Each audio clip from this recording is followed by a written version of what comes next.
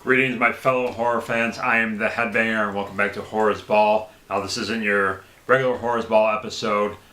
This is something new I will be doing in conjunction with the great website that is the Horror Happy Hour. I also have a great YouTube channel. Many of you already probably know of this, but in case you don't, of course, put the links below.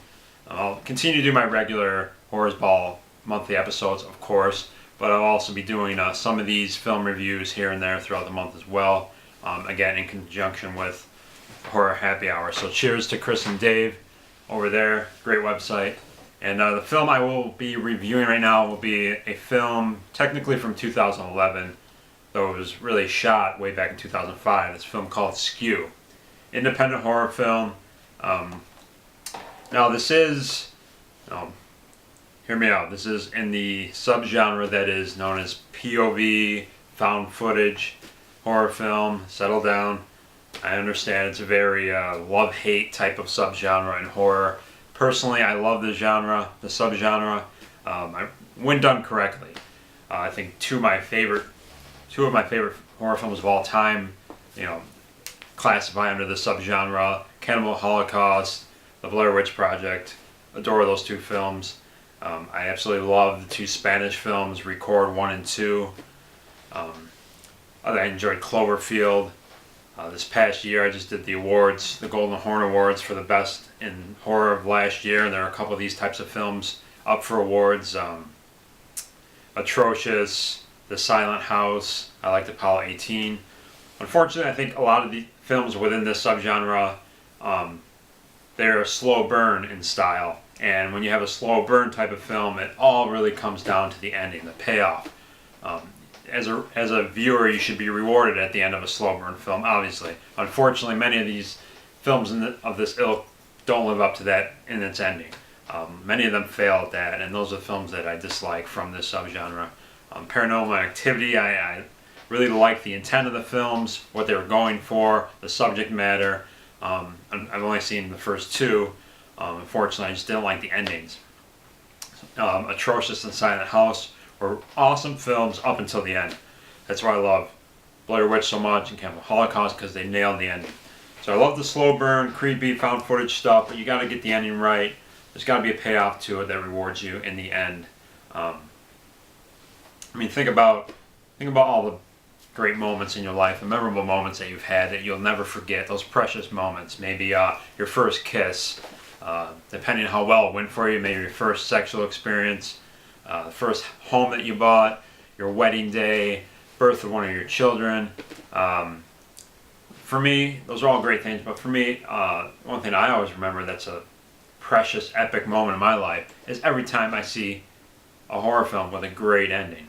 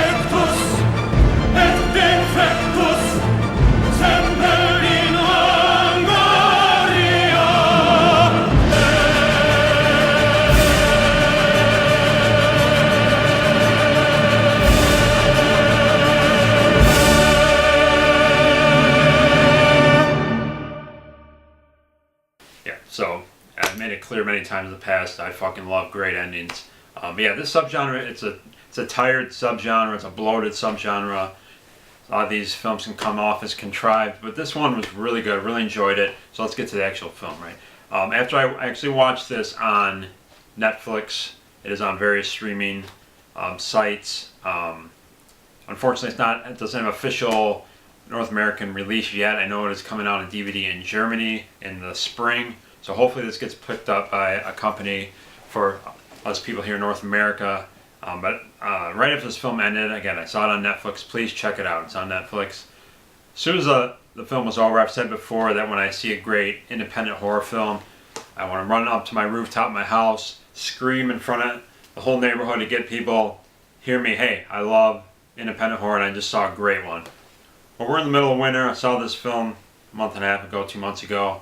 A little icy on the roof, so it would have been quite dangerous for me at the time to go up on the roof and scream to the rooftops that I love this film. So when weather prevents me from doing that, my second thing is I go online and I check out, do some research on the director. I'm immediately excited about him, see if he's done anything before, see what he's up to now. So I was fortunate enough to actually get in contact with the director. His name is, I'll say this wrong, Skew. Sorry, I'm probably butchering that. But anyway, I was able to contact him, and after a few pleasant email exchanges, he of course was forced to succumb to the irresistible headbanger fanboy charm. And in doing that, he was cool enough to actually send me this screener. So awesome guy, really easy to support this guy. It's just so cool, very nice, very appreciative that he sent me this. And I was able to show some friends and stuff this screener copy. Let's get to the film. It starts off immediately with the POV shot, basically there's three friends, and we find out that it's basically one couple. And their names are Rich and Eva, and Simon is actually the other friend is shooting the film. They're leaving Simon's house, and you realize that Simon and his girlfriend just got in a fight. At the time, we were spared the sordid details of the argument, and so these friends, all four of them, were supposed to go on this road trip to one of their friends' wedding in a different state. So they're gonna make a road trip out of it, bond a little bit, make a few stops along the way, have fun. But because of the argument, Simon's girlfriend decides not to go. So it's just the three of them, the couple, Rich and Eva and Simon. They go on this trip. Simon decides to film all of it. It's explained later on in the film why he's filming everything. It's a reasonable explanation. So he films everything, and it seems to progress on their trip. They're having some fun. There's a lot of scenes of them just goofing around, of course. And then weird things start happening, bad things start happening. In particular, the bad thing known as death. They hit some animals, they end up dying. He starts filming people, strangers, and when he sees them in his camera, their face is like blurred out. And that person ends up going on to die in various ways. There's murder, accidents, just stuff like that. And this becomes unveiled during the film. And of course, these deaths come to light to this group of friends. And of course, Simon becomes freaked out because he's realizing that when he shoots someone, face is distorted, they end up going on to die. But when he plays it back in the camera, their face is fine. He ends up seeing some like ghost apparitions which don't come up in the camera, only when he's filming through it. He's obviously starts to get kind of freaked out. He's telling his friends about this, but he doesn't want to get rid of the camera. He wants to keep filming, of course. This, of course, could anger viewers saying, hey, why don't they just get rid of the camera if this is what's really happening? Remember, this is a film, so if he got rid of the camera, the film would have been over. So this is an independent film. It's low budget. In saying that, a lot of us that watch a lot of these independent low budget horror films, you got to take it with what it is. There's going to be some deficiencies, and it's whether or not, at our own discretion, whether or not it's worth overlooking the deficiencies in the overall end product. This is worth it. It's going to have there's some spotty acting, of course, although overall I think the acting is solid.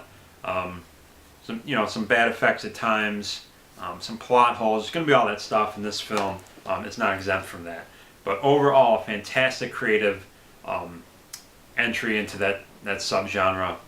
And this was actually filmed back in 2005, and for various reasons, unfortunately, it took many years to actually get completed and to get out here now to the public. It's hitting the festival circuit. It's doing very well from what I hear. So this actually came out this was made way before Paranormal Activity, Cloverfield, and some of these many other modern entries into the found footage subgenre.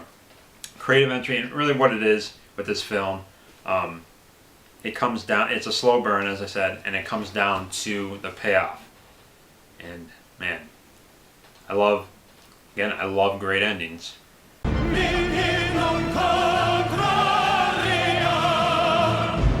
Okay, sorry, it's not quite a popcorn bowl throwing good of an ending, but I really like this ending a lot.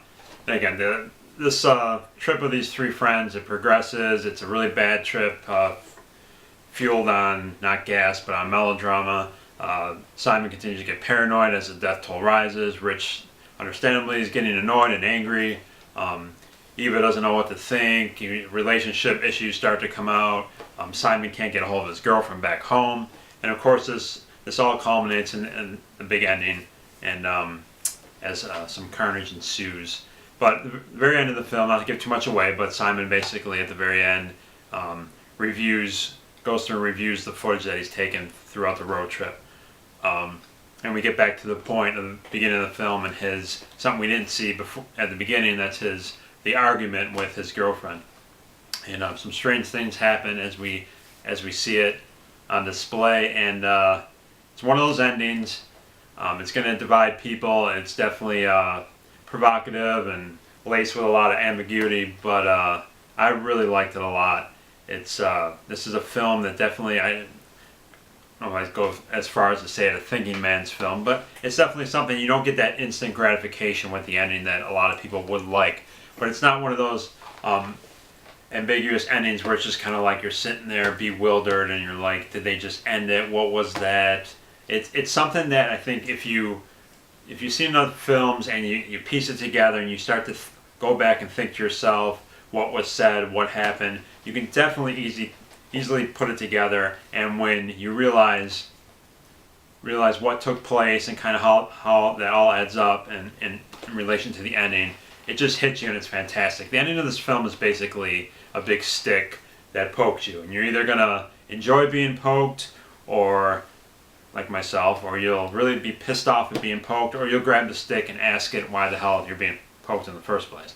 But yeah, I really love the ending. It's definitely one of those endings that'll divide people, but just fantastic. It's creative. Again, it makes you think. You're gonna go back. Actually, right when this film ended, it's like 2:30 in the morning. My daughter's upstairs sleeping, and I can't find the remote.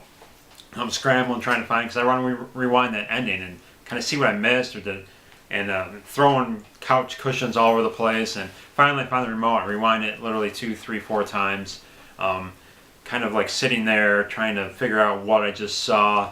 And that's really anything that can, cause those type of emotions right after you see a film. I think is something I respect. And again, it's something that I don't think you'll be left with. You'll eventually piece it together, and it's something that's kind of cool. I immediately wanted to go back and watch the film the next day.